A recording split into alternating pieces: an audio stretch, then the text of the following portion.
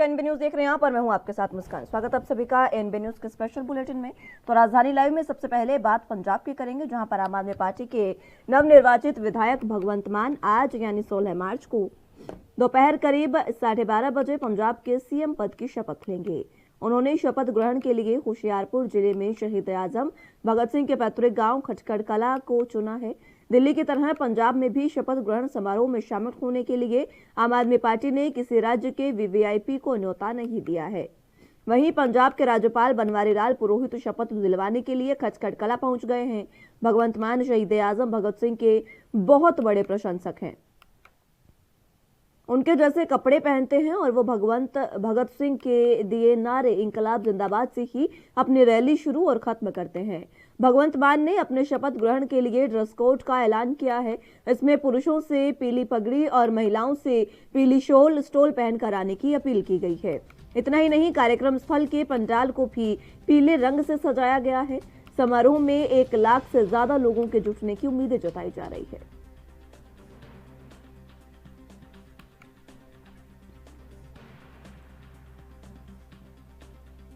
तो भगवंत मान आज सीएम पद की शपथ लेने जा रहे हैं। ताजपोशी आज उनकी होने जा रही है और अब आम आदमी पार्टी की सरकार जो है वो पंजाब को मिलेगी आज से पूर्ण रूप से। और भगवंत मान के सीएम पद की शपथ लेने के बाद उनके कैबिनेट भी जल्द ही तैयार हो जाएगी। आपको बता दें कि हाल ही में 10 मार्च को नतीजे आए थे, जिसमें भगवंत मान और आम आदमी पार्टी को प्रचंड बहुमत के साथ जनता ने जीत हासिल की थी और जनता ने ये जीत दर्ज कराई थी। आम आदमी पार्टी ने पंजाब से कांग्रेस, बीजेपी, अकाली दल तमाम पार्टियों का सफाया करते हुए खुद ये सरकार बनाई थी और कई 92 सीटें जो है वो आम आदमी पार्टी को मिली थी। और इसी बीच अब आज सीएम पद की शपथ जो है वो भगवंत मान लेने जा रहे हैं।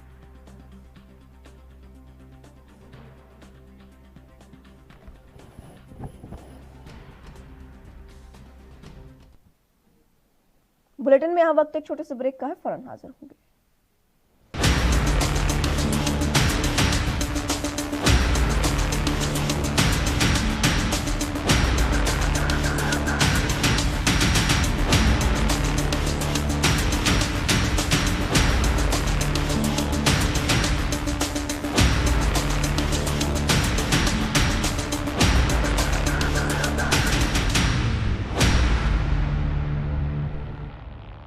सत श्री अकाल जी, मैं ਤੁਹਾਡਾ अपना भगवंत मान। 16 मार्च 2022 दिन बुधवार ਨੂੰ शहीद आजम भगत सिंह ਦੇ ਜੱਦੀ ਪਿੰਡ ਖਟਕੜ ਕਲਾਂ ਵਿਖੇ ਪੰਜਾਬ ਦੇ ਮੁੱਖ ਮੰਤਰੀ ਦਾ ਸਹੁੰ ਚੁੱਕ ਸਮਾਗਮ ਹੋਊਗਾ। ਸਿਰਫ ਮੈਂ ਨਹੀਂ ਬਲਕਿ ਮੇਰੇ ਨਾਲ ਪੰਜਾਬ ਦੇ 3 ਕਰੋੜ ਲੋਕ ਉਹ ਵੀ ਮੁੱਖ ਮੰਤਰੀ ਦੀ ਸਹੁੰ ਚੁੱਕਣਗੇ। ਅਸੀਂ ਸਭ ਨੇ ਮਿਲ ਕੇ ਭਗਤ ਸਿੰਘ ਦੇ ਸੁਪਨਿਆਂ ਨੂੰ ਪੂਰਾ ਕਰਨਾ ਹੈ। ਇਸ 16 ਤਰੀਕ ਨੂੰ ਅਸੀਂ ਉਹਨਾਂ ਦੀ ਸੋਚ ਨੂੰ ਅਮਲੀ ਰੂਪ ਦੇਵਾਂਗੇ। ਮੈਂ ਇਕੱਲਾ ਮੁੱਖ ਮੰਤਰੀ ਨਹੀਂ ਬਣਿਆ, ਤੁਸੀਂ ਸਾਰੇ ਪੰਜਾਬ ਦੇ ਲੋਕ ਮੇਰੇ ਨਾਲ ਮੁੱਖ ਮੰਤਰੀ ਬਣੇ ਹੋ। ਇਹ ਸਰਕਾਰ ਤੁਹਾਡੀ ਸਭ ਦੀ ਸਰਕਾਰ ਹੋਊਗੀ, ਤੁਹਾਡੀ ਆਪਣੀ ਸਰਕਾਰ ਹੋਊਗੀ। ਇਸ ਕਰਕੇ ਮੈਂ ਬੇਨਤੀ ਕਰਦਾ ਕਿ ਆਪਣੇ ਇਸ ਬੇਟੇ, ਆਪਣੇ ਭਰਾ ਦਾ ਹੌਸਲਾ ਵਧਾਉਣ ਲਈ 16 ਤਰੀਕ ਨੂੰ ਬੁੱਧਵਾਰ ਨੂੰ ਸਵੇਰੇ 10 ਵਜੇ ਖਟਕੜ ਕਲਾਂ ਜ਼ਰੂਰ ਆਉਣਾ। ਤੇ ਹਾਂ, ਉਸ ਦਿਨ ਮੇਰੇ ਵੀਰ ਦੋਸਤ ਉਹ ਸਿਰ ਤੇ ਬਸੰਤੀ ਰੰਗ ਦੀ ਪੱਗ ਬੰਨਣਾ ਤੇ ਭੈਣਾਂ ਸਿਰ ਤੇ ਬਸੰਤੀ ਰੰਗ ਦਾ ਦੁਪੱਟਾ ਚੁੰਨੀ ਲੈ ਕੇ ਆਉਣਾ ਨਾ ਭੁੱਲਣਾ। ਖਟਕੜ ਕਲਾਂ ਨੂੰ ਉਸ ਦਿਨ ਆਪਾਂ बसंती रंग दे विच रंग देना। मैं तुहाडा सारिआं दा बेसब्री नाल इंतजार करां। इनकलाब जिंदाबाद।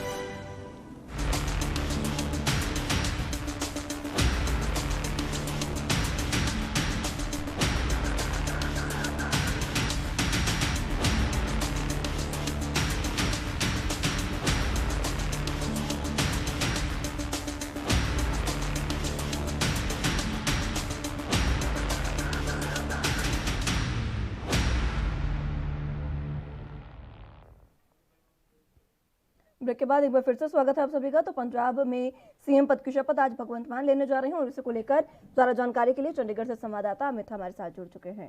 अमित, फिलहाल क्या कुछ अहम जानकारी, किस तरीके से तैयारियां जारी है? जी देखिए, अगर हम बात करें तो आज सीएम पद की शपथ लेने के साथ भगवंत मान पंजाब के 17वें सीएम बन जाएंगे।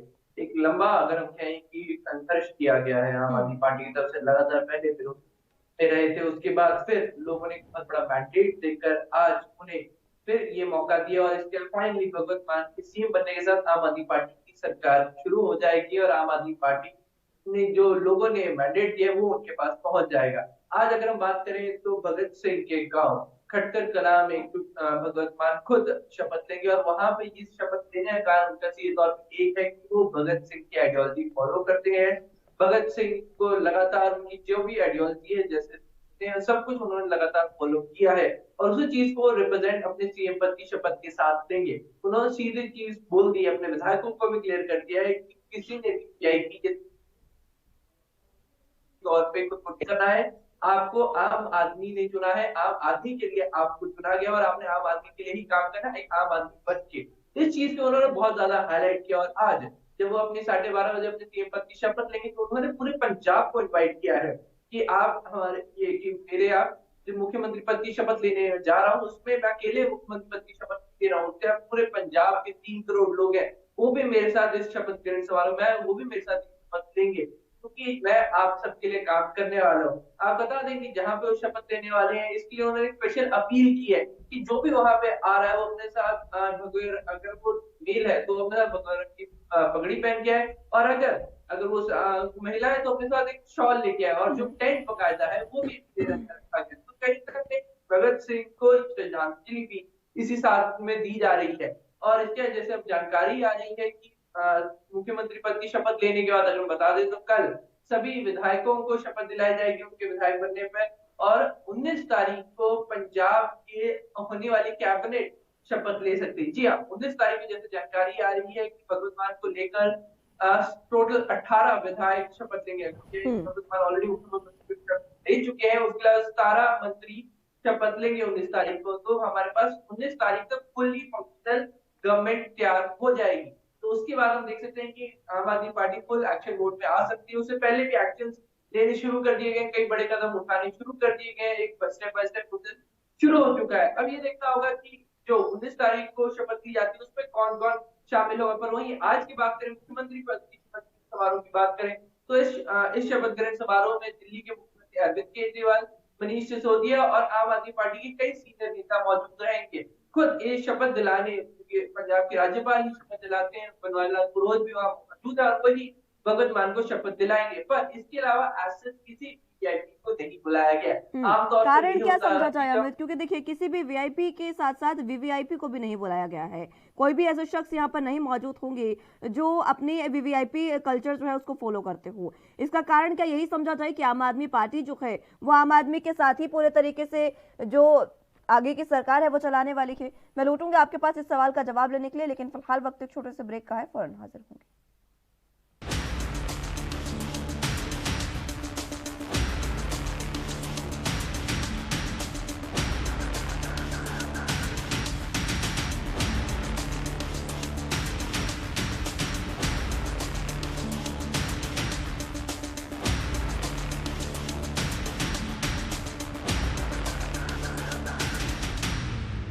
स्वागत है आप सभी का। तो एक बार फिर से बात पंजाब की कर रहे थे, अमित हमारे साथ मौजूद है। अमित, फिलहाल वही मैं जानना चाहूंगी आपसे, किसी भी वीवीआईपी को नहीं बुलाया गया है, क्या कारण इसका समझा जाए? सीधे तौर पे देखें तो भगवत मान शुरू से चीज बोलते आए हैं। जिस दिन उन्होंने अगर किया कि अपनी खुद की विधायक दल की बैठक बुलाई थी, उसमें विधायक दल के लीडर को जाने से पहले उन्होंने एक चीज बोली थी कि आप आम आदमी के लिए काम करने वाले हैं, आप आम आदमी बन के काम करने वाले हैं, और वही चीज वो अपने ऑफिस के कल्चर में भी, अपने शपथ ग्रहण समारोह में भी दर्शाना चाहते हैं कि सरकार सिर्फ और सिर्फ आम जनता के लिए बनी है, कि जो भी उन्होंने टारगेट रखा है कि आम जनता के लिए काम करेंगे, ना ही वीवीआईपी कल्चर फॉलो होगा, ना ही किसी तरह का भी भेदभाव होगा। उन्होंने बकायदा अपने विधायकों को भी सीधी चीज स्पष्ट कर दी थी कि जिन्होंने आपको वोट दिया आपने उनके लिए भी काम करना है, जिन्होंने आपके खिलाफ वोट किया आपने उनके लिए भी काम करना है, क्योंकि विधायक आप उस जगह के हैं, ना कि किसी एक व्यक्ति के।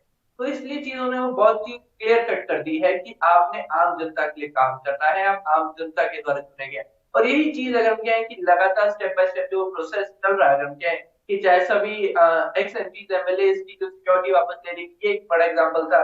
तो दूसरी तरफ से अगर हम कहें कि भगत सिंह के गांव में जाके जो, अगर हम सीधे तौर पर कहें कि शपथ ग्रहण समारोह हो रहा है, ये भी इसका बहुत बड़ा एग्जाम्पल है कि आम जनता के बीच में जाके, आम जनता की ओपन होकर के, आम जनता हमारे बीच में रहे कि मैं आपके बीच में रहने वाला हूँ, ये क्लियर कट मैसेज देने की कोशिश की जा रही है। क्योंकि अगर हम आमतौर पर बात करते हैं कि जब शपथ ग्रहण समारोह होता है वो पंजाब राजभवन के अंदर होता है, वहां पर सिर्फ और सिर्फ वीवीआईपी की एंट्री है, आम जनता नहीं जा सकती।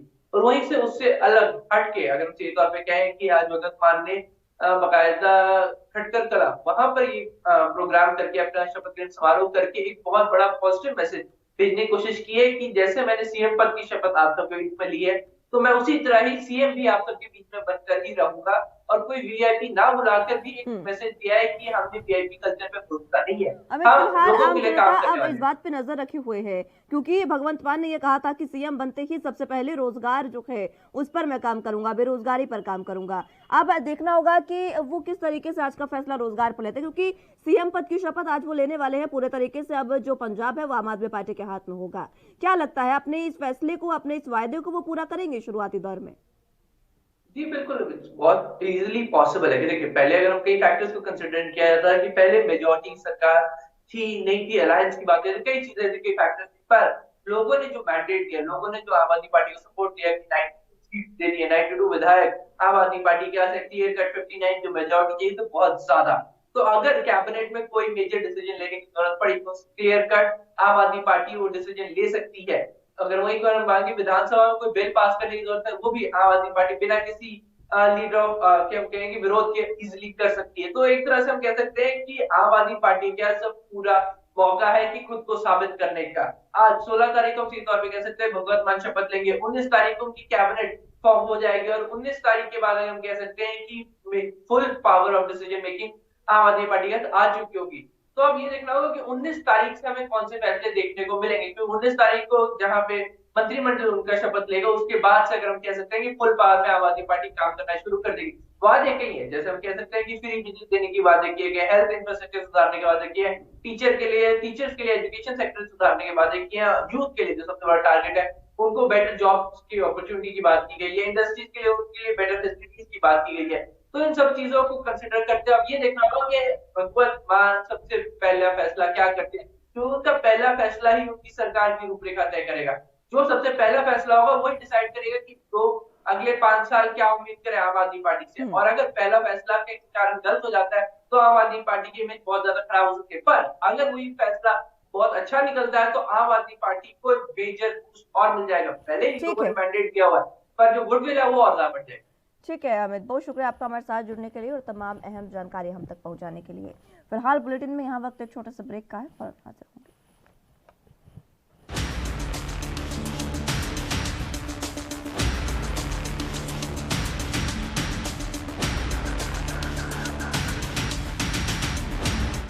ਸਤਿ ਸ਼੍ਰੀ ਅਕਾਲ ਜੀ, ਮੈਂ ਤੁਹਾਡਾ ਆਪਣਾ ਭਗਵੰਤ ਮਾਨ। 16 ਮਾਰਚ 2022 ਦਿਨ ਬੁੱਧਵਾਰ ਨੂੰ ਸ਼ਹੀਦ ਆਜ਼ਮ ਭਗਤ ਸਿੰਘ ਦੇ ਜੱਦੀ ਪਿੰਡ ਖਟਕੜ ਕਲਾਂ ਵਿਖੇ ਪੰਜਾਬ ਦੇ ਮੁੱਖ ਮੰਤਰੀ ਦਾ ਸਹੁੰ ਚੁੱਕ ਸਮਾਗਮ ਹੋਊਗਾ। ਸਿਰਫ ਮੈਂ ਨਹੀਂ ਬਲਕਿ ਮੇਰੇ ਨਾਲ ਪੰਜਾਬ ਦੇ 3 ਕਰੋੜ ਲੋਕ ਉਹ ਵੀ ਮੁੱਖ ਮੰਤਰੀ ਦੀ ਸਹੁੰ ਚੁੱਕਣਗੇ। ਅਸੀਂ ਸਭ ਨੇ ਮਿਲ ਕੇ ਭਗਤ ਸਿੰਘ ਦੇ ਸੁਪਨਿਆਂ ਨੂੰ ਪੂਰਾ ਕਰਨਾ ਹੈ। ਇਹ 16 ਤਰੀਕ ਨੂੰ ਅਸੀਂ ਉਹਨਾਂ ਦੀ ਸੋਚ ਨੂੰ ਅਮਲੀ ਰੂਪ ਦੇਵਾਂਗੇ। ਮੈਂ ਇਕੱਲਾ ਮੁੱਖ ਮੰਤਰੀ ਨਹੀਂ ਬਣਿਆ, ਤੁਸੀਂ ਸਾਰੇ ਪੰਜਾਬ ਦੇ ਲੋਕ ਮੇਰੇ ਨਾਲ ਮੁੱਖ ਮੰਤਰੀ ਬਣੇ ਹੋ। ਇਹ ਸਰਕਾਰ ਤੁਹਾਡੀ ਸਭ ਦੀ ਸਰਕਾਰ ਹੋਊਗੀ, ਤੁਹਾਡੀ ਆਪਣੀ ਸਰਕਾਰ ਹੋਊਗੀ। ਇਸ ਕਰਕੇ ਮੈਂ ਬੇਨਤੀ ਕਰਦਾ ਕਿ ਆਪਣੇ ਇਸ ਬੇਟੇ ਆਪਣੇ ਭਰਾ ਦਾ ਹੌਸਲਾ ਵਧਾਉਣ ਲਈ 16 ਤਰੀਕ ਨੂੰ ਬੁੱਧਵਾਰ ਨੂੰ ਸਵੇਰੇ 10 ਵਜੇ ਖਟਕੜ ਕਲਾਂ ਜ਼ਰੂਰ ਆਉਣਾ। ਤੇ ਹਾਂ, ਉਸ ਦਿਨ ਮੇਰੇ ਵੀਰ ਦੋਸਤ ਉਹ ਸਿਰ ਤੇ ਬਸੰਤੀ ਰੰਗ ਦੀ ਪੱਗ ਬੰਨਣਾ ਤੇ ਭੈਣਾਂ ਸਿਰ ਤੇ ਬਸੰਤੀ ਰੰਗ ਦਾ ਦੁਪੱਟਾ ਚੁੰਨੀ ਲੈ ਕੇ ਆਉਣਾ ਨਾ ਭੁੱਲਣਾ। ਖਟਕੜ ਕਲਾਂ ਨੂੰ ਉਸ ਦਿਨ ਆਪਾਂ ਬਸੰਤੀ रंग ਦੇ ਵਿੱਚ रंग देना। मैं ਤੁਹਾਡਾ ਸਾਰਿਆਂ ਦਾ ਬੇਸਬਰੀ ਨਾਲ इंतजार ਕਰਾਂਗਾ। इनकलाब जिंदाबाद। अपनाएं आयुर्वेदिक रूप मंत्रा। इसमें है क्यूकम्बर के प्योर एक्सट्रैक्ट्स जो नेचुरली चेहरे को मॉइस्चराइज रखे ताकि पिंपल्स और डेड स्किन जैसी प्रॉब्लम से मिले रिलीफ। रूप मंत्रा आयुर्वेदिक फेस वॉश, ये कोई कॉस्मेटिक नहीं, आयुर्वेदिक औषधि है।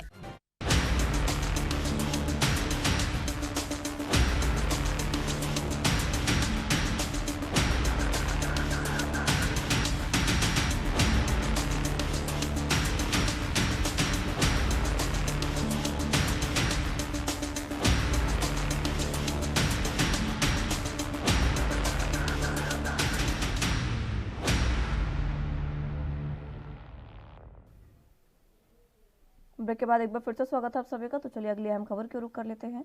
उत्तर प्रदेश में नई सरकार की भावी तस्वीर बुधवार को साफ हो जाएगी। विधानसभा चुनाव के नतीजे आने के 6 दिन बाद गृह मंत्री अमित शाह, बीजेपी अध्यक्ष जेपी नड्डा, कार्यवाहक मुख्यमंत्री योगी आदित्यनाथ के साथ पहली बैठक करेंगे।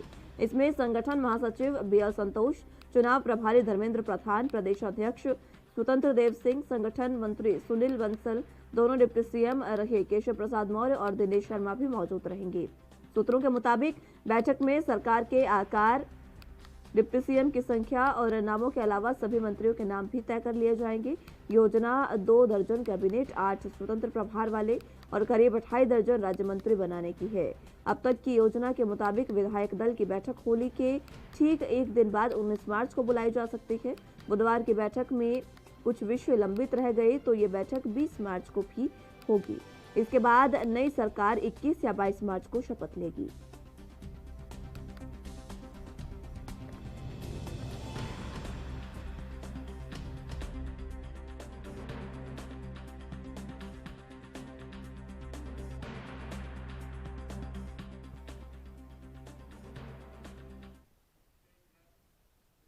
ज्यादा जानकारी के लिए लखनऊ से संवाददाता जितेंद्र चौहान हमारे साथ मौजूद हैं।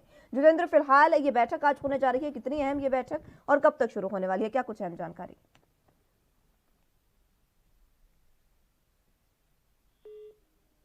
स्थलीय निरीक्षण करने और जायजा लेने पहुंचेंगे लखनऊ के सिविल हॉस्पिटल और उसके बाद दिल्ली के लिए रवाना हो जाएंगे। और कहा यह जा रहा है कि उत्तर प्रदेश में नई सरकार की जो भावी तस्वीर है वो कहीं न कहीं बुधवार को साफ हो जाएगी। विधानसभा चुनाव के नतीजे आने के 6 दिन बाद गृह मंत्री अमित शाह, बीजेपी अध्यक्ष जेपी नड्डा, कार्यवाहक मुख्यमंत्री योगी आदित्यनाथ के साथ ये पहली बैठक करेंगे। और इसमें संगठन महासचिव बीएल संतोष, चुनाव प्रभारी धर्मेंद्र प्रधान, वही डिप्टी सीएम केशव प्रसाद मौर्य, दिनेश शर्मा भी मौजूद रहेंगे। और सूत्रों के अनुसार खबर आ रही है कि बैठक में सरकार के आकर डिप्टी सीएम की संख्या और नामों के अलावा सभी मंत्री के नाम भी तय कर लिए जाएंगे। और योजना 2 दर्जन कैबिनेट और 8 स्वतंत्र प्रभार वाले करीब 2.5 दर्जन राज्य मंत्री बनाने की कवायद होगी। और अब तक की योजना में मुताबिक विधायक दल की बैठक होगी होली के बाद और ठीक होली के एक दिन बाद 19 मार्च को बुलाई जा रही है। और बुधवार की बैठक में कुछ विषयों पर लंबित जो रह गई हैं उसको 20 मार्च को, इसके बाद कहीं ना कहीं सरकार 21 और 22 को शपथ ले सकती है। लखनऊ के गाना स्टेडियम में माना जा रहा है कि वहां पर शपथ ग्रहण समारोह होगा और भव्य शपथ ग्रहण समारोह होगा। अब देखने वाली बातों की उत्तर प्रदेश के मुख्यमंत्री योगी आदित्यनाथ के दिल्ली आने के बाद क्या जिन विषयों पर चर्चा होनी है सभी कहा जा सकता है कि जो केंद्र नेतृत्व है उनसे मुलाकात के बाद, उनसे बातचीत करने के बाद क्या घोषणाएं की जाएंगी। ठीक है जितेंद्र, फिलहाल ये घोषणाएं जो है वो तो अहम है, लेकिन मंत्रियों के नामों पर कहीं ना कहीं मुहर लग सकती है। आज ये कयास लगाए जा रहे हैं और डिप्टी सीएम कितने होंगे, कौन कौन होंगे, इस पर भी मुहर लग सकती है। बिल्कुल जाहिर सी बात है कि माना जा रहा है कि लगभग 3 डिप्टी सीएम रखे जाएंगे, लेकिन अभी नामों की चर्चा तो साफ नहीं केंद्र नेतृत्व की बैठक के बाद, क्योंकि चुनाव जीतने के बाद ये पहली बैठक होगी और जहां पर एक साथ सभी संगठन के और जो तमाम पदाधिकारी हैं वहां पर मौजूद रहेंगे। और मुख्यमंत्री योगी आदित्यनाथ के आने के बाद साफ हो पाएगा कि उत्तर प्रदेश में कितने डिप्टी सीएम होंगे, कितने राज्य मंत्री होंगे और कितने कैबिनेट जाएंगे। ये फिलहाल उसके लिए थोड़ा सा हमें इंतजार करना होगा और तस्वीरें मुख्यमंत्री योगी आदित्यनाथ के आने के बाद होने के बाद यानी साफ हो जाएगी।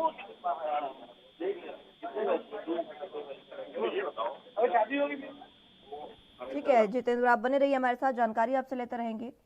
लेकिन फिलहाल जिस तरीके से लगातार ये बैठकों का दौर जारी है और इसी दौर में एक बार फिर से ये बैठक होने जा रही है, देखना होगा ये बैठक कितनी अहम होगी। फिलहाल वक्त एक छोटे से ब्रेक का है, फौरन हाजिर होंगे।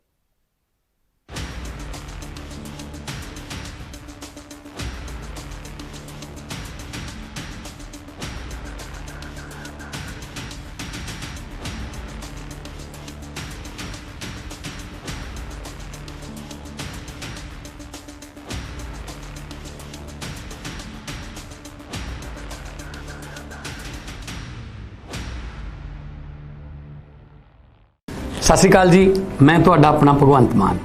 16 ਮਾਰਚ 2022 ਦਿਨ ਬੁੱਧਵਾਰ ਨੂੰ ਸ਼ਹੀਦ ਆਜ਼ਮ ਭਗਤ ਸਿੰਘ ਦੇ ਜੱਦੀ ਪਿੰਡ ਖਟਕੜ ਕਲਾਂ ਵਿਖੇ ਪੰਜਾਬ ਦੇ ਮੁੱਖ ਮੰਤਰੀ ਦਾ ਸਹੁੰ ਚੁੱਕ ਸਮਾਗਮ ਹੋਊਗਾ। ਸਿਰਫ ਮੈਂ ਨਹੀਂ ਬਲਕਿ ਮੇਰੇ ਨਾਲ ਪੰਜਾਬ ਦੇ 3 ਕਰੋੜ ਲੋਕ ਉਹ ਵੀ ਮੁੱਖ ਮੰਤਰੀ ਦੀ ਸਹੁੰ ਚੁੱਕਣਗੇ। ਅਸੀਂ ਸਭ ਨੇ ਮਿਲ ਕੇ ਭਗਤ ਸਿੰਘ ਦੇ ਸੁਪਨਿਆਂ ਨੂੰ ਪੂਰਾ ਕਰਨਾ ਹੈ। ਇਹ 16 ਤਰੀਕ ਨੂੰ ਅਸੀਂ ਉਹਨਾਂ ਦੀ ਸੋਚ ਨੂੰ ਅਮਲੀ ਰੂਪ ਦੇਵਾਂਗੇ। ਮੈਂ ਇਕੱਲਾ ਮੁੱਖ ਮੰਤਰੀ ਨਹੀਂ ਬਣਿਆ, ਤੁਸੀਂ ਸਾਰੇ ਪੰਜਾਬ ਦੇ ਲੋਕ ਮੇਰੇ ਨਾਲ ਮੁੱਖ ਮੰਤਰੀ ਬਣੇ ਹੋ। ਇਹ ਸਰਕਾਰ ਤੁਹਾਡੀ ਸਭ ਦੀ ਸਰਕਾਰ ਹੋਊਗੀ, ਤੁਹਾਡੀ ਆਪਣੀ ਸਰਕਾਰ ਹੋਊਗੀ। ਇਸ ਕਰਕੇ ਮੈਂ ਬੇਨਤੀ ਕਰਦਾ ਕਿ ਆਪਣੇ ਇਸ ਬੇਟੇ, ਆਪਣੇ ਭਰਾ ਦਾ ਹੌਸਲਾ ਵਧਾਉਣ ਲਈ 16 ਤਰੀਕ ਨੂੰ ਬੁੱਧਵਾਰ ਨੂੰ ਸਵੇਰੇ 10 ਵਜੇ ਖਟਕੜ ਕਲਾਂ ਜ਼ਰੂਰ ਆਉਣਾ। ਤੇ ਹਾਂ, ਉਸ ਦਿਨ ਮੇਰੇ ਵੀਰ ਦੋਸਤ ਉਹ ਸਿਰ ਤੇ ਬਸੰਤੀ ਰੰਗ ਦੀ ਪੱਗ ਬੰਨਣਾ ਤੇ ਭੈਣਾਂ ਸਿਰ ਤੇ ਬਸੰਤੀ ਰੰਗ ਦਾ ਦੁਪੱਟਾ ਚੁੰਨੀ ਲੈ ਕੇ ਆਉਣਾ ਨਾ ਭੁੱਲਣਾ। ਖਟਕੜ ਕਲਾਂ ਨੂੰ ਉਸ ਦਿਨ ਆਪਾਂ ਬਸੰਤੀ ਰੰਗ ਦੇ ਵਿੱਚ ਰੰਗ ਦੇਣਾ।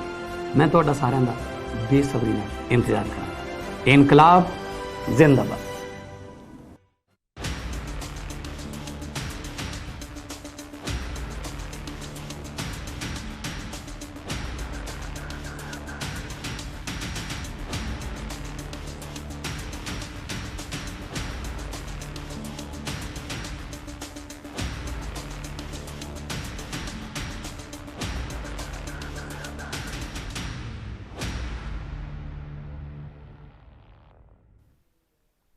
ब्रेक के बाद एक बार फिर से स्वागत है आप सभी का। तो एक बार फिर से रुख कर लेते हैं जितेंद्र चौहान संवाददाता हमारे साथ मौजूद हैं। जितेंद्र, फिलहाल जिस तरीके से नामों पर आज मोहर लग सकती है, क्या कुछ आम जानकारी?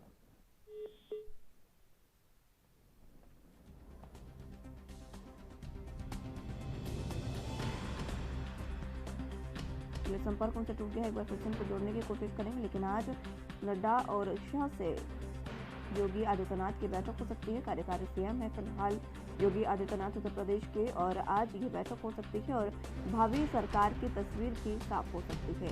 21 या 22 मार्च को ये नई सरकार जो है वो शपथ लेगी। उससे पहले विधायक दल की बैठक भी बुलाई गई है 19 मार्च को, और मंत्रियों और कैबिनेट मंत्री और बाकी के नाम पर मुहर अब लग सकती है। आज की बैठक भी काफ़ी अहम रहने वाली है, क्योंकि नामों पर चर्चा आज होने वाली है। अमित शाह, जेपी नड्डा और योगी आदित्यनाथ जो है वो आज बैठक करने जा रहे हैं, और इसी बैठक में डिप्टी सीएम जो रखे हैं दिनेश शर्मा और केशव प्रसाद मौर्य दोनों ही इस बैठक में शामिल होंगे और अपने अपने विचार साझा करेंगे कैबिनेट को लेकर। यहाँ पर तस्वीर आज साफ होगी या नहीं, ये भी बैठक के बाद देखने वाली बात होगी।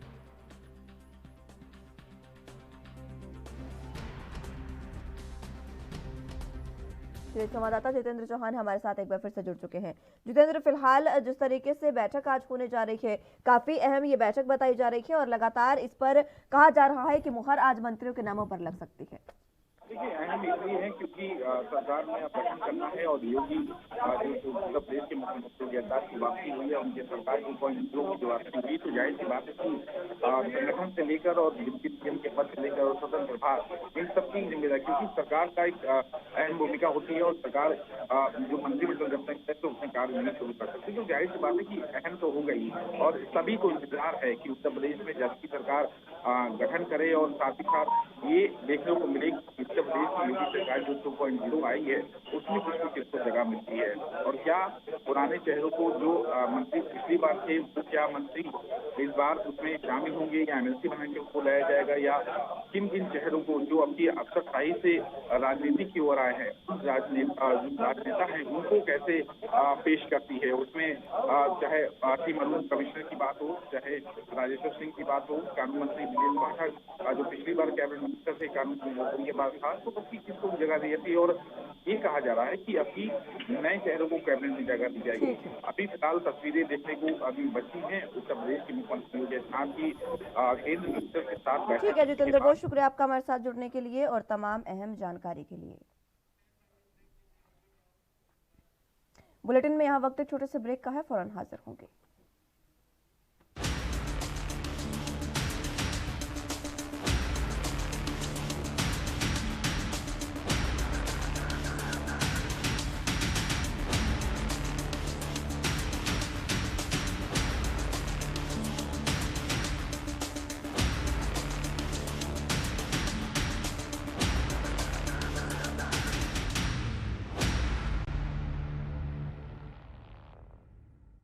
रूप मंत्रा आयुर्वेदिक फेस वॉश, इसमें है क्यूकम्बर के प्योर एक्सट्रैक्ट्स जो नेचुरली चेहरे को मॉइस्चराइज रखे। ये कोई कॉस्मेटिक नहीं, आयुर्वेदिक औषधि है। सत श्री अकाल जी, मैं ਤੁਹਾਡਾ ਆਪਣਾ ਭਗਵੰਤ ਮਾਨ। 16 ਮਾਰਚ 2022 ਦਿਨ ਬੁੱਧਵਾਰ ਨੂੰ ਸ਼ਹੀਦ ਆਜ਼ਮ ਭਗਤ ਸਿੰਘ ਦੇ ਜੱਦੀ ਪਿੰਡ ਖਟਕੜ ਕਲਾਂ ਵਿਖੇ ਪੰਜਾਬ ਦੇ ਮੁੱਖ ਮੰਤਰੀ ਦਾ ਸਹੁੰ ਚੁੱਕ ਸਮਾਗਮ ਹੋਊਗਾ। ਸਿਰਫ ਮੈਂ ਨਹੀਂ ਬਲਕਿ ਮੇਰੇ ਨਾਲ ਪੰਜਾਬ ਦੇ 3 ਕਰੋੜ ਲੋਕ ਉਹ ਵੀ ਮੁੱਖ ਮੰਤਰੀ ਦੀ ਸਹੁੰ ਚੁੱਕਣਗੇ। ਅਸੀਂ ਸਭ ਨੇ ਮਿਲ ਕੇ ਭਗਤ ਸਿੰਘ ਦੇ ਸੁਪਨਿਆਂ ਨੂੰ ਪੂਰਾ ਕਰਨਾ ਹੈ। ਇਹ 16 ਤਰੀਕ ਨੂੰ ਅਸੀਂ ਉਹਨਾਂ ਦੀ ਸੋਚ ਨੂੰ ਅਮਲੀ ਰੂਪ ਦੇਵਾਂਗੇ। मैं इकल्ला मुੱਖ ਮੰਤਰੀ नहीं बनया, ਤੁਸੀਂ ਸਾਰੇ ਪੰਜਾਬ ਦੇ ਲੋਕ ਮੇਰੇ ਨਾਲ ਮੁੱਖ ਮੰਤਰੀ ਬਣੇ ਹੋ। ਇਹ ਸਰਕਾਰ ਤੁਹਾਡੀ ਸਭ ਦੀ ਸਰਕਾਰ ਹੋਊਗੀ, ਤੁਹਾਡੀ ਆਪਣੀ ਸਰਕਾਰ ਹੋਊਗੀ। ਇਸ ਕਰਕੇ ਮੈਂ ਬੇਨਤੀ ਕਰਦਾ ਕਿ ਆਪਣੇ ਇਸ ਬੇਟੇ, ਆਪਣੇ ਭਰਾ ਦਾ ਹੌਸਲਾ ਵਧਾਉਣ ਲਈ 16 ਤਰੀਕ ਨੂੰ ਬੁੱਧਵਾਰ ਨੂੰ ਸਵੇਰੇ 10 ਵਜੇ ਖਟਕੜ ਕਲਾਂ ਜ਼ਰੂਰ ਆਉਣਾ। ਤੇ ਹਾਂ, ਉਸ ਦਿਨ ਮੇਰੇ ਵੀਰ ਦੋਸਤ ਉਹ ਸਿਰ ਤੇ ਬਸੰਤੀ ਰੰਗ ਦੀ ਪੱਗ ਬੰਨਣਾ ਤੇ ਭੈਣਾਂ ਸਿਰ ਤੇ ਬਸੰਤੀ ਰੰਗ ਦਾ ਦੁਪੱਟਾ ਚੁੰਨੀ ਲੈ ਕੇ ਆਉਣਾ ਨਾ ਭੁੱਲਣਾ। ਖਟਕੜ ਕਲਾਂ ਨੂੰ ਉਸ ਦਿਨ ਆਪਾਂ ਬਸੰਤੀ ਰੰਗ ਦੇ ਵਿੱਚ ਰੰਗ ਲਿਆ। ਮੈਂ ਤੁਹਾਡਾ ਸਾਰਿਆਂ ਦਾ ਬੇਸਬਰੀ ਨਾਲ ਇੰਤਜ਼ਾਰ ਕਰਾਂਗਾ। ਇਨਕਲਾਬ ਜ਼ਿੰਦਾਬਾਦ।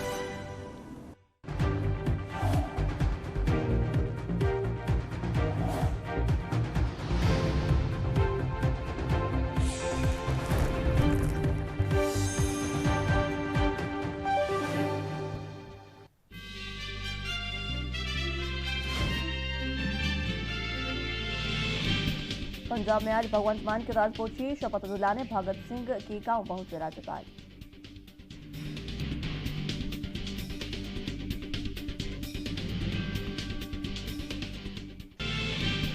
पांच राज्यों में हार के बाद सोनिया गांधी ने सितू समेत 5 राज्यों के प्रदेश अध्यक्षों से मांगा इस्तीफा, लल्लू गौदियाल ने छोड़ा पद।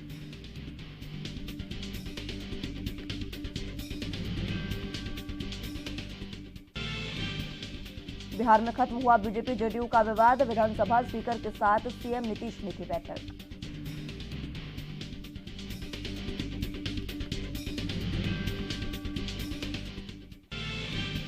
और रूस यूक्रेन युद्ध का आज 21वां दिन, युद्ध के बीच एक्सपर्ट्स ने किया दावा, कहा रूस के पास बचा है अब सिर्फ 15 दिनों का गोला बारूद, छूट सकती है न्यूक्लियर वॉर।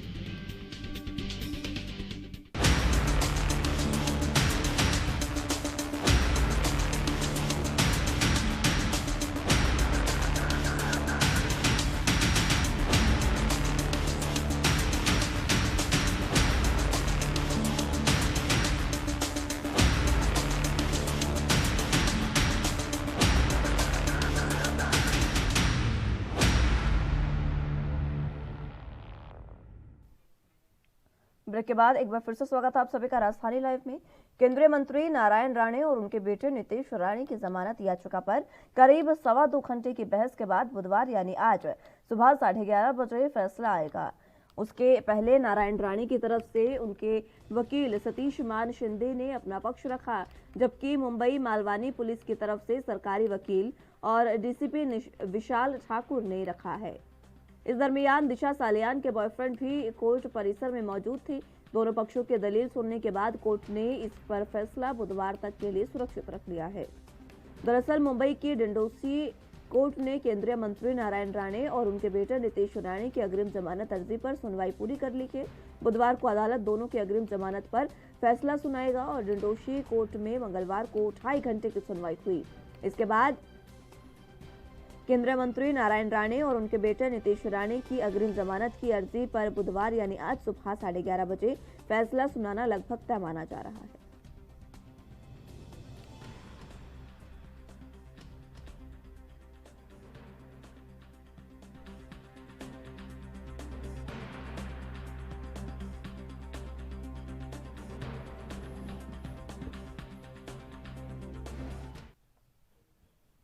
बुलेटिन में यहाँ वक्त एक छोटे से ब्रेक का है, फौरन हाजिर होंगे।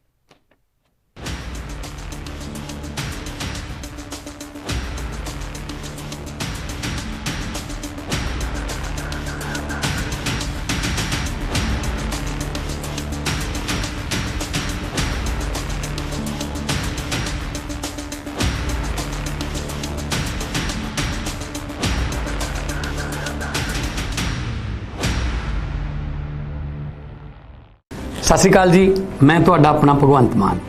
16 ਮਾਰਚ 2022 ਦਿਨ ਬੁੱਧਵਾਰ ਨੂੰ ਸ਼ਹੀਦ ਆਜ਼ਮ ਭਗਤ ਸਿੰਘ ਦੇ ਜੱਦੀ ਪਿੰਡ ਖਟਕੜ ਕਲਾਂ ਵਿਖੇ ਪੰਜਾਬ ਦੇ ਮੁੱਖ ਮੰਤਰੀ ਦਾ ਸਹੁੰ ਚੁੱਕ ਸਮਾਗਮ ਹੋਊਗਾ। ਸਿਰਫ ਮੈਂ ਨਹੀਂ ਬਲਕਿ ਮੇਰੇ ਨਾਲ ਪੰਜਾਬ ਦੇ 3 ਕਰੋੜ ਲੋਕ ਉਹ ਵੀ ਮੁੱਖ ਮੰਤਰੀ ਦੀ ਸਹੁੰ ਚੁੱਕਣਗੇ। ਅਸੀਂ ਸਭ ਨੇ ਮਿਲ ਕੇ ਭਗਤ ਸਿੰਘ ਦੇ ਸੁਪਨਿਆਂ ਨੂੰ ਪੂਰਾ ਕਰਨਾ ਹੈ। ਇਸ 16 ਤਰੀਕ ਨੂੰ ਅਸੀਂ ਉਹਨਾਂ ਦੀ ਸੋਚ ਨੂੰ ਅਮਲੀ ਰੂਪ ਦੇਵਾਂਗੇ। ਮੈਂ ਇਕੱਲਾ ਮੁੱਖ ਮੰਤਰੀ ਨਹੀਂ ਬਣਿਆ, ਤੁਸੀਂ ਸਾਰੇ ਪੰਜਾਬ ਦੇ ਲੋਕ ਮੇਰੇ ਨਾਲ ਮੁੱਖ ਮੰਤਰੀ ਬਣੇ ਹੋ। ਇਹ ਸਰਕਾਰ ਤੁਹਾਡੀ ਸਭ ਦੀ ਸਰਕਾਰ ਹੋਊਗੀ, ਤੁਹਾਡੀ ਆਪਣੀ ਸਰਕਾਰ ਹੋਊਗੀ।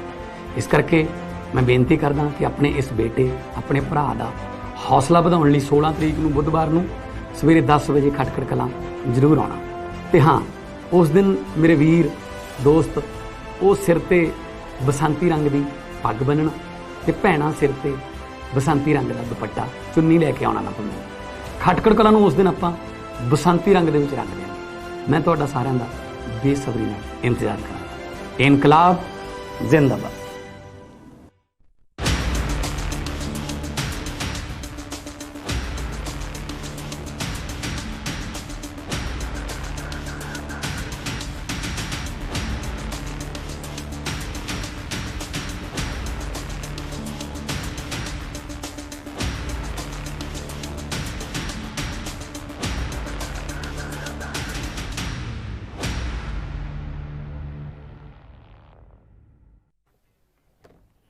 ब्रेक के बाद एक बार फिर से स्वागत है आप सभी का। तो बात मुंबई की कर रहे हैं, जहां पर केंद्रीय मंत्री नारायण राणे और उनके बेटे की जमानत याचिका पर आज फैसला आ सकता है। ज्यादा जानकारी के लिए सत्यप्रकाश सोनी संवाददाता मुंबई से हमारे साथ मौजूद हैं।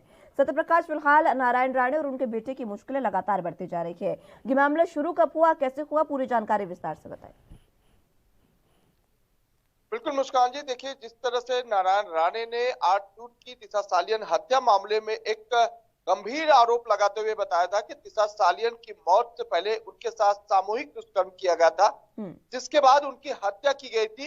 इस पूरे मामले का सबूत उनके पास है। इस तरह की जानकारी उन्होंने प्रेस कॉन्फ्रेंस के दौरान दी थी, जिसको लेकर मुंबई महानगर पालिका की महापौर और राज्य महिला आयोग द्वारा एक शिकायत दर्ज की कराई थी मुंबई के मालवनी पुलिस स्टेशन में, जिस शिकायत के बाद लगातार नारायण राणे के ऊपर गिरफ्तारी की तलवार लटक रही थी। लिहाजा नारायण राणे ने मालवनी पुलिस स्टेशन जाने से पहले माननीय सत्र न्यायालय का रुख किया। सत्र न्यायालय ने उन्हें 15 मार्च तक जो है गिरफ्तारी पर रोक जरूर लगा दी थी, लेकिन कल करीब 2.25 घंटे तक दोनों वकीलों के बीच, सरकारी वकील और नारायण राणे के वकील सतीश मान सिंधे के बीच जो है बहस हुई, जिसके बाद माननीय न्यायालय ने वो जो फैसला है उसको अपने पास सुरक्षित रख लिया है। लेकिन ये माना जा रहा है कि इस दौरान दिशा सालियन के मंगेतर यानी कि उनके बॉयफ्रेंड भी उस कोर्ट के सामने पेश किए गए हैं, जिनसे बयान लिया गया कि क्या कुछ हुआ था, जो आरोप प्रत्यारोप लगाया जा रहा है उसमें कितनी सच्चाई है।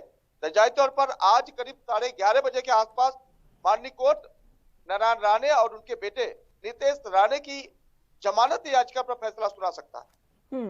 ये जो बताया जा रहा है कि दिशा सालियान जो है उसका जो बॉयफ्रेंड है वो भी वहां पर मौजूद था, उसकी मौजूदगी किस तरफ इशारा कर रही है सत्यप्रकाश? बिल्कुल, देखिए माननीय कोर्ट ये जानना चाहती है, क्योंकि ये मामला हाई प्रोफाइल हो गया है। नारायण राणे जो केंद्रीय मंत्री है, उनके बेटे विधायक है भाजपा के। अब ऐसे में केंद्र सरकार की तरफ से लगातार दबाव बनाया जा रहा है। जैसा कि खुद नारायण राणे ने मुंबई पुलिस को कहा था कि जब उनको मालवनी को पुलिस स्टेशन लाया गया था, उस दौरान उन्होंने केंद्रीय गृह मंत्री अमित शाह से भी बात की थी। तो लिहाजा ये पूरा मामला कहीं न कहीं मुंबई पुलिस के ऊपर दबाव बनाने वाला है। उसको लेकर माननीय कोर्ट बिल्कुल अस्वस्थ हो जाना चाहती है। नारायण राणे जो भी आरोप लगा है उसमें कितनी आधार है, इसी लिहाज से दिशा सालियन के मंगेतर को भी कोर्ट के सामने हाजिर किया गया, जिसमें तमाम बातें पूछी गई। जो 2.25 घंटे की दलीलें दी गई थी दोनों पक्षों की तरफ से, उस दलील में मुंबई पुलिस की तरफ से डीसीपी विशाल ठाकुर और मालवनी पुलिस स्टेशन के सीनियर पीआई भाले राव की मौजूदगी के साथ साथ दिशा सालियन के मंगेतर भी मौजूद थे, जिसमें पूछताछ हुई है। फिलहाल ये माना जा रहा है कि आज जब फैसला आएगा तो दोनों पक्षों की दलीलें सुनने के बाद और समझने के बाद ये फैसला आएगा, क्योंकि नारायण राणे को अगर जमानत मिलती है तो जाहिर तौर पर यह कहीं न कहीं दिशा सालियन के साथ अन्याय होगा, क्योंकि उन्होंने जो गंभीर आरोप लगाया है उसका दस्तावेज न तो मुंबई पुलिस को दिया है, न ही कोर्ट के सामने पेश किया है। हालांकि उनका ये कहना है कि हम सही समय पर सही वक्त देखकर सीबीआई को पूरा मामला सौंपेंगे। ठीक है सत्यप्रकाश, आप बने रहिए हमारे साथ, जानकारी आपसे लेते रहेंगे। फिलहाल वक्त एक छोटे से ब्रेक का है, फौरन हाजिर होंगे।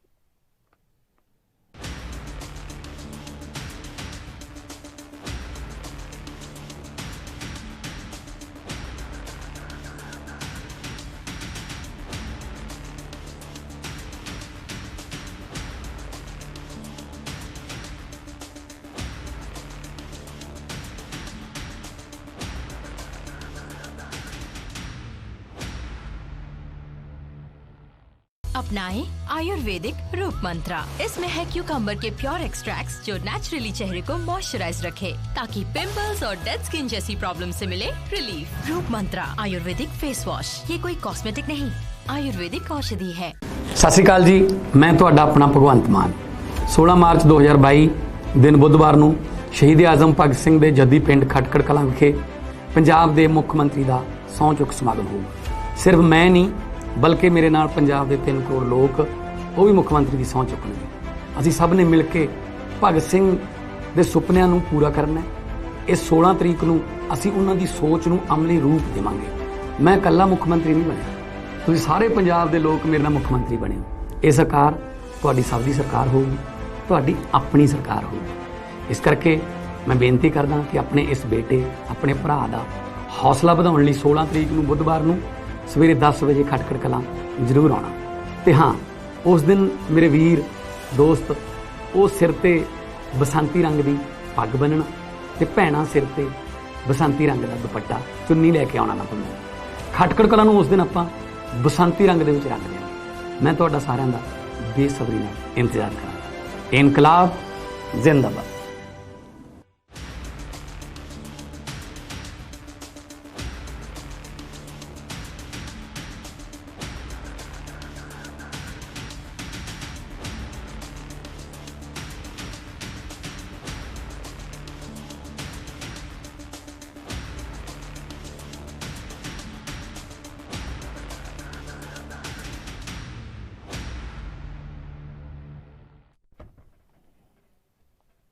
ब्रेक के बाद एक बार फिर से स्वागत है आप सभी का। बात मुंबई की कर रहे हैं, जहां पर केंद्रीय मंत्री नारायण राणे और उनके बेटे की जमानत याचिका पर आज फैसला आ सकता है। ज्यादा जानकारी के लिए सत्यप्रकाश हमारे साथ जुड़े हुए हैं। सत्यप्रकाश, फिलहाल जिस तरीके से हम बातचीत कर ही रहे थे, केंद्रीय मंत्री नारायण राणे को अगर जमानत मिलती है तो दिशा सालियान के साथ ये अन्याय होगा। और इसी बीच अभी कुछ समय पहले उनकी मां का भी एक बयान सामने आया था। दिशा सालियान की मां ने कहा था कि मौत के बाद उनकी बेटी को बदनाम करने की कोशिश की जा रही है। किस तरीके का फैसला जो है वो आज जो कोर्ट है वो इन तमाम जो दावे हैं उनको मद्देनजर रखते हुए दे सकता है? क्या फैसला आपको किस तरीके की उम्मीद है? बिल्कुल, देखिए, जब भी किसी को जमानत दी जाती है उसके पहले मुंबई पुलिस की तरफ से एक नो आंसर करके पत्र दिया जाता है, जिसमें सीधे तौर पर जो अक्यूज है, जो आरोपी है, उनके पास से या तो ये जानकारी ले ली जाती है कि जिस मामले को लेकर इन्वेस्टिगेशन किया जा रहा है उस इन्वेस्टिगेशन में कोई चीजें रह नहीं गई है। दूसरी बात है, अगर कोई रिकवरी करनी है तो वो रिकवरी हो गई है या नहीं, इसके ऊपर भी ध्यान केंद्रित करना पड़ता है। लेकिन इस पूरे मामले में नारायण राणे ने जिस तरह से आरोप लगाए हैं, उस आरोपों को लेकर बार बार मुंबई पुलिस और तमाम एजेंसियां पूछ रही है कि जिस आधार पे आपने दिशा सालियन को लेकर गंभीर आरोप लगाया है उस आधारों को आप पुलिस के सामने पेश कीजिए। लेकिन अब तक नारायण राणे और उनके बेटे ने इस पूरे मामले पर कोई सबूत नहीं पेश किया है। लिहाजा कोर्ट में भी यही बातें हुई है कि अगर आपने आरोप लगाया है तो आप आरोपी की पुष्टि कीजिए।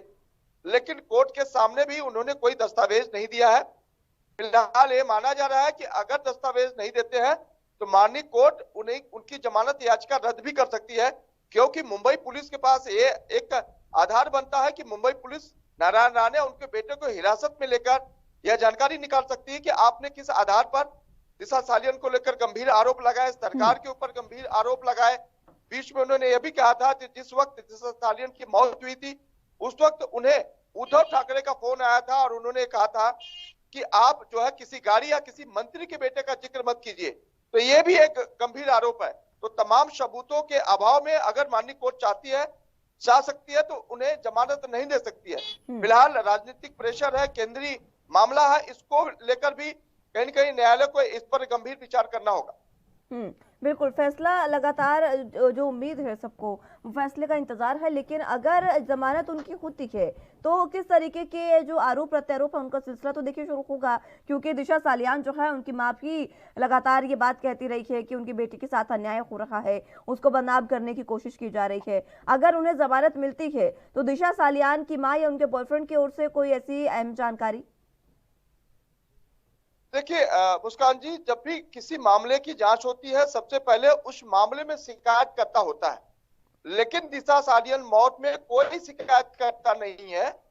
उनकी मां ने सीधे तौर पर कहा कि जब हमारा बयान लिया गया था उस दौरान उन्होंने मुंबई पुलिस की जांच प्रक्रिया को सही बताया था। उन्होंने यह भी कहा था कि मुंबई पुलिस ने दिशा सालियन को लेकर जो भी जांच की है उससे उनके माता पिता पूरी तरह से संतुष्ट है, यानी कि मौत को लेकर, सामूहिक दुष्कर्म को लेकर कोई फाउल प्ले नहीं है, कोई गलतियां नहीं है।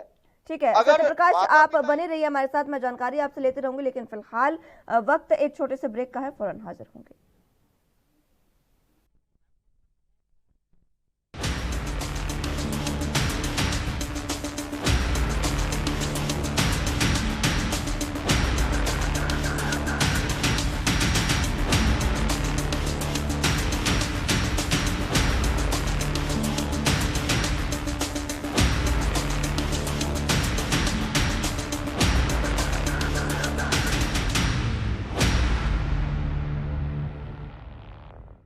ਸਤਿ ਸ਼੍ਰੀ ਅਕਾਲ ਜੀ, ਮੈਂ ਤੁਹਾਡਾ ਆਪਣਾ ਭਗਵੰਤ ਮਾਨ। 16 ਮਾਰਚ 2022 ਦਿਨ ਬੁੱਧਵਾਰ ਨੂੰ ਸ਼ਹੀਦ ਆਜ਼ਮ ਭਗਤ ਸਿੰਘ ਦੇ ਜੱਦੀ ਪਿੰਡ ਖਟਕੜ ਕਲਾਂ ਵਿਖੇ ਪੰਜਾਬ ਦੇ ਮੁੱਖ ਮੰਤਰੀ ਦਾ ਸਹੁੰ ਚੁੱਕ ਸਮਾਗਮ ਹੋਊਗਾ। ਸਿਰਫ ਮੈਂ ਨਹੀਂ ਬਲਕਿ ਮੇਰੇ ਨਾਲ ਪੰਜਾਬ ਦੇ 3 ਕਰੋੜ ਲੋਕ ਉਹ ਵੀ ਮੁੱਖ ਮੰਤਰੀ ਦੀ ਸਹੁੰ ਚੁੱਕਣਗੇ। ਅਸੀਂ ਸਭ ਨੇ ਮਿਲ ਕੇ ਭਗਤ ਸਿੰਘ ਦੇ ਸੁਪਨਿਆਂ ਨੂੰ ਪੂਰਾ ਕਰਨਾ ਹੈ। ਇਸ 16 ਤਰੀਕ ਨੂੰ ਅਸੀਂ ਉਹਨਾਂ ਦੀ ਸੋਚ ਨੂੰ ਅਮਲੀ ਰੂਪ ਦੇਵਾਂਗੇ।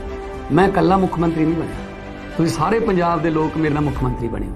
ਇਹ ਸਰਕਾਰ ਤੁਹਾਡੀ ਸਭ ਦੀ ਸਰਕਾਰ ਹੋਊਗੀ, ਤੁਹਾਡੀ ਆਪਣੀ ਸਰਕਾਰ ਹੋਊਗੀ। ਇਸ ਕਰਕੇ ਮੈਂ ਬੇਨਤੀ ਕਰਦਾ ਕਿ ਆਪਣੇ ਇਸ ਬੇਟੇ, ਆਪਣੇ ਭਰਾ ਦਾ ਹੌਸਲਾ ਵਧਾਉਣ ਲਈ 16 ਤਰੀਕ ਨੂੰ ਬੁੱਧਵਾਰ ਨੂੰ ਸਵੇਰੇ 10 ਵਜੇ ਖਟਕੜ ਕਲਾਂ ਜ਼ਰੂਰ ਆਉਣਾ। ਤੇ ਹਾਂ, ਉਸ ਦਿਨ ਮੇਰੇ ਵੀਰ ਦੋਸਤ ਉਹ ਸਿਰ ਤੇ ਬਸੰਤੀ ਰੰਗ ਦੀ ਪੱਗ ਬੰਨਣਾ ਤੇ ਭੈਣਾਂ ਸਿਰ ਤੇ ਬਸੰਤੀ ਰੰਗ ਦਾ ਦੁਪੱਟਾ ਚੁੰਨੀ ਲੈ ਕੇ ਆਉਣਾ ਨਾ ਭੁੱਲਣਾ।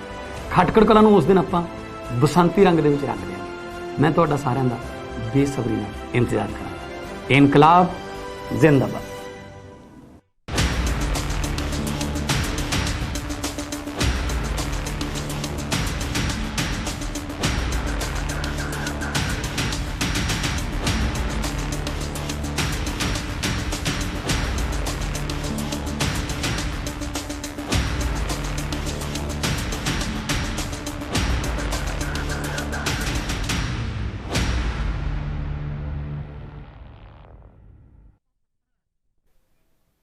ब्रेक के बाद एक बार फिर से स्वागत है आप सभी का। तो बात मुंबई की कर रहे हैं, जहां पर केंद्रीय मंत्री नारायण राणे और उनके बेटे की जमानत याचिका पर आज फैसला आ सकता है।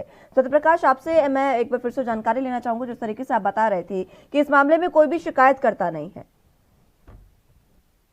बिल्कुल मुस्कान जी, देखिए उनकी मां की तरफ से सीधे तौर पर मुंबई पुलिस का वो एक लिखित पत्र दिया गया है कि मुंबई पुलिस ने अब तक जो जांच की है उस जांच से वह संतुष्ट है, उनकी कोई शिकायत नहीं है।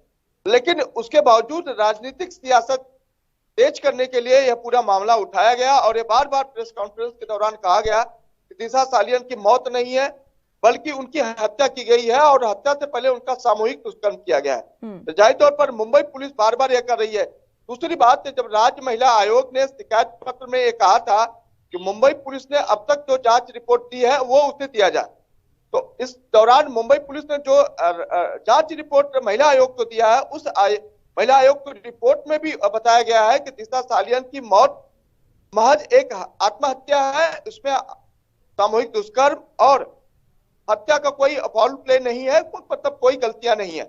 तो इस तरह की जब बातें मुंबई पुलिस की जांच कर रही है, दिशा सालियन के पेरेंट्स कर रहे हैं, सभी लोग कर रहे हैं, लेकिन इस तरह से किसी राजनीतिक बड़े नेता का आकर ये कह देना कि जो जांच हुई है गलत तरीके से हुई है, जबकि सुशांत सिंह राजपूत मामले को लेकर खुद सीबीआई जांच कर रही थी, लेकिन इस सीबीआई जांच में कुछ भी नहीं मिला है। लेकिन जिस तरह से आपने देखा होगा कि गंभीर आरोप लगाए गए थे, सुशांत सिंह की हत्या की गई, तमाम कुछ भी नहीं मिला है सत्यप्रकाश, लेकिन खुद नारायण राणे ने यह बात कही थी कि उनके पास पुख्ता सबूत भी है जो ये साबित करते हैं कि दिशा सालियान के साथ सामूहिक दुष्कर्म हुआ। उन सबूतों का क्या वो सबूत मिले? बिल्कुल नहीं मुस्कान जी, बात वहीं रुक जाती है कि जब आप किसी के ऊपर गंभीर आरोप लगाते हैं और आपको न्यायालय में पेश किया जाता है, उस दौरान भी आप सबूत नहीं देते हैं। मुंबई पुलिस के सामने आपके 10 घंटे पूछताछ होती है, इन 10 घंटों में भी आप नहीं बोलते हैं और बाहर निकल के मीडिया से ये कहते हैं कि अब भी वो अपने स्टेटमेंट पे कायम है और समय आने पर वो सीबीआई को देंगे। तो जाहिर तौर पर ये कहीं ना कहीं राजनीतिक दबाव बनाकर ये सारी चीजें की जा रही है, या तो फिर मामले को और लंबित किया जा रहा है कि मामला लंबा बढ़ेगा तो जो है कहीं न कहीं राजनीतिक सियासत को तेज किया जाएगा। ये पूरी दर्शाती है कि कहीं न कहीं राजनीतिक दबाव के चलते इस तरह के गंभीर आरोप लगाए गए हैं, लेकिन इसकी बुनियाद कुछ भी नहीं। बुनियाद नहीं है इसकी, लेकिन कारण क्या इसका समझा जाए सत्यप्रकाश? क्यों नारायण राणे ने इस तरीके की बातें कही? क्या कोई इसको लेकर कोई जानकारी? बिल्कुल, देखिए जिस तरह से महाविकास अघाड़ी सरकार तीनों दलों को लेकर बनाई है, उसके बाद से महाराष्ट्र में सरकार को गिराने के लिए विपक्ष बिल्कुल हमलावर है। हर वो कोशिश जो है विपक्ष कर रहा है जिससे सरकार गिरे और उनकी सरकार बने। जैसा कि आप देख रहे होंगे कि इस दौरान जो है महाराष्ट्र में लगातार पलटवार की जो है दौर चल रहा है। हर कोई जो है कहीं न कहीं महाविकास अघाड़ी सरकार के मंत्रियों को फंसाने की कोशिश कर रहा है। तो महाविकास अघाड़ी सरकार की तरफ से जो है विपक्ष के तमाम नेताओं को फंसाया जा रहा है। जैसा कि कल देखा होगा कि प्रवीण दरेकर विपक्ष जो नेता है उनके ऊपर मामला दर्ज किया गया। ठीक तो है, जाहिर तौर पर यही माना जा रहा है कि साथ जुड़ने सरकार के को लिए गिराने और तमाम अहम जानकारी हम तक पहुंचाने के लिए। फिलहाल वक्त एक छोटे से ब्रेक का है, फौरन हाजिर होंगे।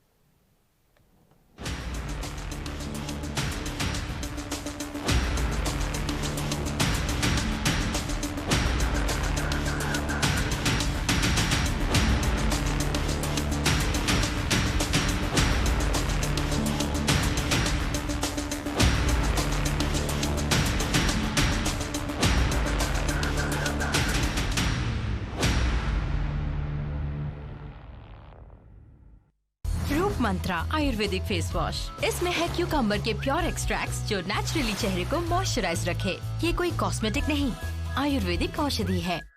ਸਤਿ ਸ਼੍ਰੀ ਅਕਾਲ ਜੀ, ਮੈਂ ਤੁਹਾਡਾ ਆਪਣਾ ਭਗਵੰਤ ਮਾਨ। 16 ਮਾਰਚ 2022 ਦਿਨ ਬੁੱਧਵਾਰ ਨੂੰ ਸ਼ਹੀਦ ਆਜ਼ਮ ਭਗਤ ਸਿੰਘ ਦੇ ਜੱਦੀ ਪਿੰਡ ਖਟਕੜ ਕਲਾਂ ਵਿਖੇ ਪੰਜਾਬ ਦੇ ਮੁੱਖ ਮੰਤਰੀ ਦਾ ਸਹੁੰ ਚੁੱਕ ਸਮਾਗਮ ਹੋਊਗਾ। ਸਿਰਫ ਮੈਂ ਨਹੀਂ ਬਲਕਿ ਮੇਰੇ ਨਾਲ ਪੰਜਾਬ ਦੇ 3 ਕਰੋੜ ਲੋਕ ਉਹ ਵੀ ਮੁੱਖ ਮੰਤਰੀ ਦੀ ਸਹੁੰ ਚੁੱਕਣਗੇ। ਅਸੀਂ ਸਭ ਨੇ ਮਿਲ ਕੇ ਭਗਤ ਸਿੰਘ ਦੇ ਸੁਪਨਿਆਂ ਨੂੰ ਪੂਰਾ ਕਰਨਾ ਹੈ। ਇਹ 16 ਤਰੀਕ ਨੂੰ ਅਸੀਂ ਉਹਨਾਂ ਦੀ ਸੋਚ ਨੂੰ ਅਮਲੀ ਰੂਪ ਦੇਵਾਂਗੇ। ਮੈਂ ਇਕੱਲਾ ਮੁੱਖ ਮੰਤਰੀ ਨਹੀਂ ਬਣਿਆ, ਤੁਸੀਂ ਸਾਰੇ ਪੰਜਾਬ ਦੇ ਲੋਕ ਮੇਰੇ ਨਾਲ ਮੁੱਖ ਮੰਤਰੀ ਬਣੇ ਹੋ। ਇਹ ਸਰਕਾਰ ਤੁਹਾਡੀ ਸਭ ਦੀ ਸਰਕਾਰ ਹੋਊਗੀ, ਤੁਹਾਡੀ ਆਪਣੀ ਸਰਕਾਰ ਹੋਊਗੀ। ਇਸ ਕਰਕੇ ਮੈਂ ਬੇਨਤੀ ਕਰਦਾ ਕਿ ਆਪਣੇ ਇਸ ਬੇਟੇ ਆਪਣੇ ਭਰਾ ਦਾ ਹੌਸਲਾ ਵਧਾਉਣ ਲਈ 16 ਤਰੀਕ ਨੂੰ ਬੁੱਧਵਾਰ ਨੂੰ ਸਵੇਰੇ 10 ਵਜੇ ਖਟਕੜ ਕਲਾਂ ਜ਼ਰੂਰ ਆਉਣਾ। ਤੇ ਹਾਂ, ਉਸ ਦਿਨ ਮੇਰੇ ਵੀਰ ਦੋਸਤ ਉਹ ਸਿਰ ਤੇ ਬਸੰਤੀ ਰੰਗ ਦੀ ਪੱਗ ਬੰਨਣਾ ਤੇ ਭੈਣਾਂ ਸਿਰ ਤੇ ਬਸੰਤੀ ਰੰਗ ਦਾ ਦੁਪੱਟਾ ਚੁੰਨੀ ਲੈ ਕੇ ਆਉਣਾ ਨਾ ਭੁੱਲਣਾ।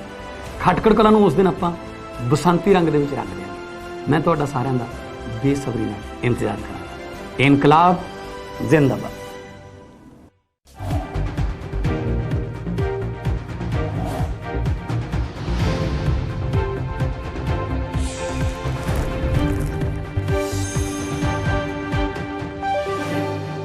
ब्रेक के बाद एक बार फिर से स्वागत है आप सभी का। तो अगली खबर की ओर रुख कर लेते हैं जो दिल्ली से है, जहां पर होली के मौके पर दिल्ली मेट्रो का संचालन 8.5 घंटे तक के लिए बंद रहेगा।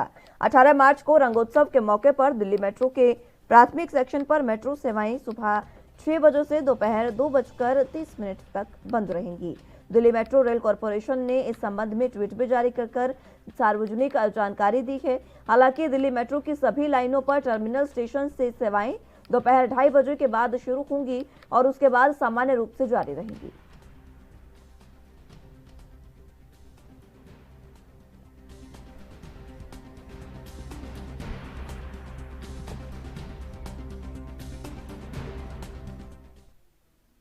ज्यादा जानकारी के लिए दिल्ली से संवाददाता राजीव तिवारी हमारे साथ मौजूद हैं। राजीव, फिलहाल होली के मौके पर मेट्रो जो है वो बंद की गई है, कुछ समय के लिए ये सेवाएं बंद की गई है, क्या कुछ अहम जानकारी? देखिए, बिल्कुल सही कहा आपने। यहाँ पर बात करें डीडीएम की, डीडीएम आग की तरफ से लगभग कह सकते हैं मेट्रो सेवा जो है लगभग 8 घंटे के लिए करीब बंद कर दी गई है, जिससे कहीं ना कहीं होली पे जो लोग कह सकते हैं सरकारी वाहनों का प्रयोग जो करते हैं बसों के द्वारा या फिर कहे मेट्रो के द्वारा, वो कहीं ना कहीं उन लोगों को दिक्कतें होने वाली है, क्योंकि आने जाने के लिए थोड़ी सी दिक्कतें जरूर हो सकती है। मगर यहाँ पर बात करें जिस तरीके से लगभग होली के दिन यानी कि कह सकते हैं 18 मार्च को सुबह से लेकर यानी सुबह 5 बजे से लेकर कैसे दोपहर 2:30 बजे तक यानी कि 2:30 तक मेट्रो सेवाएं जो है वो बंद रहेंगी। एयरपोर्ट लाइन की बात करें, नॉर्मल लाइन की बात करें वो दोनों ही बंद रहेंगी और लगातार यही कोशिश की जाएगी कि जो होली के मौके पर जो लोग मेट्रो सेवाओं का इस्तेमाल करना चाहते हैं उनके लिए पहले से ही गाइडलाइन जारी कर दी गई है। कह सकते हैं मेट्रो सेवाओं की तरफ से भी लगातार कहीं ना कहीं ये कहा जा रहा है कि मेट्रो सेवाएं जो है बंद रहेंगी, मेट्रो स्टेशन बंद रहेंगे। लगातार कहीं ना कहीं लोगों को पहले से ही इसकी सूचना दी जा रही है ताकि होली वाले दिन जो लोग बाग मेट्रो की सवारी करना चाहते हैं तो वो उनको नहीं मिल पाएगी और जिसकी वजह से कहीं ना कहीं उनको दिक्कतें हो सकती है। मगर देखना होगा कि 2:30 बजे के बाद यानी कि 2:30 के बाद जो दोबारा से सेवाएं शुरू करी जाएंगी वो नॉर्मल सेवाएं होंगी। लगातार उसके लिए कहीं ना कहीं जनता को उपयोग करने के लिए मेट्रो सेवाएं उपयोग करने के लिए बिल्कुल बोल दिया गया है। उसके बाद सुचारू रूप से मेट्रो सेवा जो है वो चालू रहेंगी लगभग रात 10 बजे तक। जी ठीक है राजीव, बहुत शुक्रिया आपका हमारे साथ जुड़ने के लिए और तमाम अहम जानकारी हम तक पहुंचाने के लिए। दिल्ली में डीडीएमए ने ये जानकारी दी है कि सार्वजनिक तौर पर जो मेट्रो है वो बंद रहेगी 2:30 बजे तक और उसके बाद उसका संचालन पूर्ण रूप से किया जाएगा।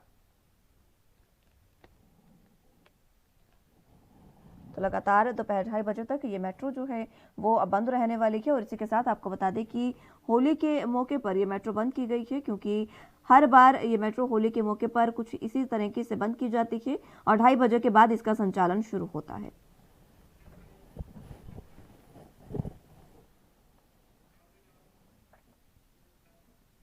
फिलहाल के लिए मेरे साथ राजधानी लाइव में बस इतना ही। तमाम अहम खबरों के लिए आप देखते रहे एनबी न्यूज। नमस्कार।